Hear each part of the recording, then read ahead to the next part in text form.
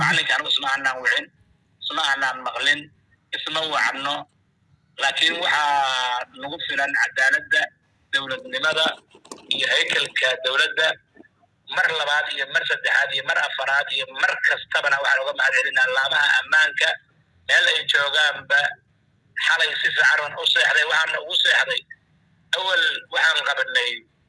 إذا ماذا أمنك يضدك وحلال شاهي قار إني هردان قار كود قار سوتشي دوان أوي لكن قار إني هردان لكن waxaa soo cadaatay inay soo jeedaan dambiilayaalk waxbaasha ayaan waxaan qabaa inay cashar u tahay meel ay tagaanba in la qabanayo meel ay ku dhuntaanba in laga daba tagaayo cid kasto ay maraanba in la soo qabanayo dowladda Soomaaliya midda galmudug iyo ciidamadeeda kala duwan na aad maadsayn madax iyo ciidanka ka dhaxayso aniga waxaan ahay ninkii hooyadiis la dilay waxaan ahay ninkii walaalihiis la dhaawacay waxaan ahay ninkii reerkiisii la barakiciyay waxaan ahay ninkii dadkii deegaankii ay deganaayeen dadkiisu barakicinta loo geystay mid kale aniga waxaan ahay nin oday dhaqameed ahay nin oo diinta islaamka fahamsan ahay haddii qof bilow aadni xilkas tahay gaari xilkasan ka ahay مثلا هاني مقعان حلقة بان كاهاي وقت أن ضد سلامات لايو أو حق دران كل لايو أن ضد وررانا ما بكتير بمن تشوجو أنا جوال الغالي وحنا سلاي هاي وحار ضد كاس الشاجين ضد هذا مكلفين هنا مشي جينا وحنا سلاي وحن وركض ورملقيس جاي هاين ما نجرا حركة بجرا waxay ku weeday ragaas in aad dabada u gashay ama weerarjid gala aad ku diseen 6 nin ee maalinimadii shalay la qabtay waxay kaloo sheegeen in taliyaha gobolka Banaadir Macalin Mahdi reer ahaan isna uu ragaas u qabtay eedeentaas oo kalena maxaad dhaabow ka soo gaaray oo xogood ka ogtahay uga mahad celinaya ragii qabtay oo hooyalaanta iyo maxaan ku raadada dad la'aanta nadigo dunyada iyo dadka nagiiba baa shay oo dunyada hadda ay naga maqan tahay dadkeena naga maqayaan kuwana naga dhintay kuwana dhaawacmeen mahad celinaan uga celinaya waxaana rajeynaa dhamaystirkeedana in cadaaladda la keeni doona rajeynaya intaas waa inta mahad celinta dowladda inta aniga eedayda aniga markii dhacdadaani dhacday oo hooyaday la dilay ama eedada hadii sidii loo dhigo la dilay waxaan joogay cadaado 160 kilomitir dhulka badan ay isu jiraan cadaado iyo meesha eedda ay ku dhimatay wiilashana ku dhaawacmeen oo reerka lagu galay intii dhowr biloodana ma aanan tagin deegaankaas mana aadin dadku waa la siqaan waa la isog yahay ummadda og intaas wax la quseeyo warkaas oo sidii sabab dabaca oo looga hadli karo waa ma jiraan la dhihi karaa waxa intaas ka badan oo ka dheeriya Macalin Mahdi cudurka Soomaalidu qabtaa waxa kamid ah sidiisaba madaxweynaha Soomaaliya dad ay ku aadayeen inuu qabiil yahay ra'iisul wasaaraha la mid gudoomiyaha baarlamaanka la mid taliye ciidan waa la mid maamul goboleed waa la mid waxaas waa iska warqaaq la waaye dad kasta oo sharciga islaamka ka shaqeeya oo amniga ka shaqeeya oo horumarinta Soomaalida ka shaqeeya oo midda deegaanka ka shaqeeya midda islaamnimada ka shaqeeya waa dad ay ka dhasheen macallimada nin qabiil ku shaqeeya maahan waa nin ما شاء الله بركيه aad iyo aad u wanaagsan waa nin aan isku deegaan ka soo jeedno hala dhihi kale ragil mudug hala sheego gal rabajo qaraabo hoos hala sii sheego laakiin kuma uu shaqeeyo wuxuu ku shaqeeyaa qarannimo wuxuu ku shaqeeyaa midnimo wuxuu ku shaqeeyaa Soomaalinimo ayadaana nadeeqda meel ka sokayda nama deeqdo wuxuu ku shaqeeyaa sinaan iyo cadaalad ayadaana nadeeqda anaga taasna macalinka intaasaan ka leeyahay macalinka anigu ismacnaan wicin ismacnaan maqlin isma wacno laakiin waxaa nagu filan cadaaladda dowladnimada iyo haykalka dowladda mar labaad iyo mar saddexaad iyo mar afaraad iyo mar kastabana waxaan uga mahad celinaa laamaha ammaanka meel ay joogaanba xalay si fiican u seexday waxaana ugu seexday awal waxaan qabanay ciidamada amniga iyo dadka wax ilaalshaa qaar inay hurdaan qaar soo jeeda waan ogay laakiin qaar inay hurdaan laakiin waxaa soo cadaatay inay soo jeedaan dambiilayaalka waxbaasha ayaan waxaan qabaa inay cashar u tahay meel ay tagaanba in la qabanayo meel ay ku dhuntaanba in laga daba tagaayo cid kastoo ay maraanba in la soo qabanayo dowladda Soomaaliya midda galmudug iyo ciidamadeeda kala duwan na aad iyo aad u mahadsanyihin madax iyo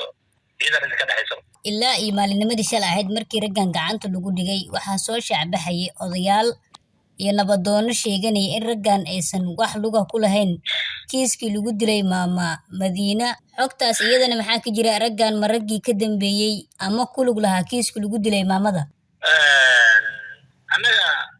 dadka kala warkiisa waxba ma tarayaan sidoo qof marka uu hadlo hadalka marka qayb adeeg ka qosaysa qaybtan adeeg qosaysa bisan ka hadlaynaa waxa kale oo aan jawaabid lahayn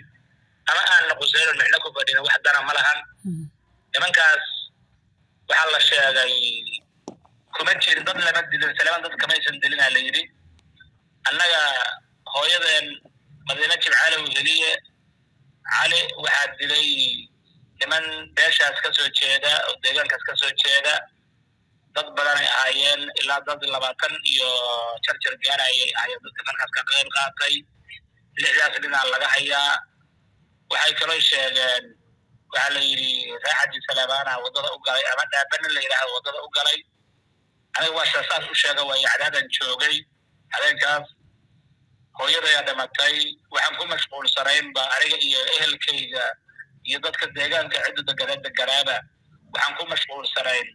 dhimashadii iyo dhaawicii iyo kala lunkii iyo kala cararkii iyo maxaan ku raada baadigoobkii reerkii iyo dadkiisii iyo xoolihii wixii maashi ka dhacay ku mashquulsanayn weerarba ma aanan qaadi karin inaan dad kala soo xasuusano weerarkoodii iyo dilkoodii ma aanan awoodin mana aanan aadin waxaan leeyahay warkaas waxba kama jiraan wada uma aanan gelin loomana gelin haddii loo galana annaga maahan ciddii u gasho kale raadsanayaan annaga nimankaas si haddaan xaqii ay eedag iyo ilmahooda iyo dadka ka galeen ma sheegine wax kale annagu aan u geysana ma jiraan ilaahay baan uga mahad celinaynaa dadkii falkaas qayb ka mid qaadanay deegaanka dadka jooga waa sheegeen habeenkii in rasaas badan ay dhacday deegaankaas hadda la leeyahay dada loo galay oo dadkan sheegayaan in rasaas ka dhacday waa la sheegay deegaamadu waa deegaamo la iska maqli karo waxa ka dhaca laakiin anagu cid gashana ma hayno cadeynteedna ma hayno maqalkeedna ma hayno aragtideedna ma hayno kamana mid ma ahin ogaabina aanan mayn ilaahay baana ka magan galnay annaga dhibanayaal ahayn annaga waalidkeen la dilay annaga ilmaheen la dilay annaga reeraheen la barakiciyay annaga xoolaheen la baabashay annaga baadi iyo kala luna galay waxaasina waa wax kama jiraan waaye annaga cadeynayna waxa intaas ka dheeriya dawladda Soomaaliya iyo midda galmudug ee dawladaha heer state iyo heer federaal oo sharaf tara iyo ciidamada ammaanka waxaan leenahay dadka been abuurka ka shaqeynaya oo ninkii xalay nimanka xalay hadlaya kamid yihiin shakhsi iyo caam u hadlay kamid yihiin waxaan rabnaa gacan ku dhigliyaasha kamid yihiin dadkii eedo oo hooyo iyo ilmaheeda iyo reeraheena iyo qalqalka iyo dhibaatada geliyo dilay oo dhimashada iyo dhaawaca iyo barakaca u geystay kamid yihiin dadkaasi waxay ka shaqeynayaan ilaa hadda weli qorshe sii wadaan barnaamijkii sii ifinayaan waxaan rabnaa iyaga laftirkadooda in inda gooniya lagu fiirsho in ammaanka laga qayb qaato in xal loogu laabto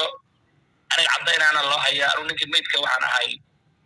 ku galay oo siday oo cadayntiisa iyo waxaan ku iraadaa soo bandhigiisa ka shaqeynayay oo dhibka ku dhacay oo dadkii maqnaay baarigoobayaan ahay marka sidaasna waxaan leenahay warkoodu waa propaganda waa been ilaahayna ma yaqaanin internet plus waa adeeg ay macaamiishu ka heli karaan internet fiber ah ku hadalaya IPTV ula socdo receiver ay ku jiraan in ka badan 4,000 oo kanaal internetka guryaha ku shubo $25 oo hel internet xawaarihiisu yahay 20 megabyte per second iyo 200 oo daqiiqo oo ku hadal gudaha ah ama ku shubo $30 oo hel internet xawaarihiisu yahay 30 megabyte per second iyo 200 oo daqiiqo oo ku hadal gudaha ah internetka xafiisyada ku shubo $50 oo hel internet xawaarihiisu yahay 55 megabyte per second iyo 400 oo daqiiqo oo ku hadal gudaha ah ama ku shubo $90 oo hel internet xawaarihiisu yahay 110 megabyte per second iyo 700 oo daqiiqo oo ku hadal gudaha ah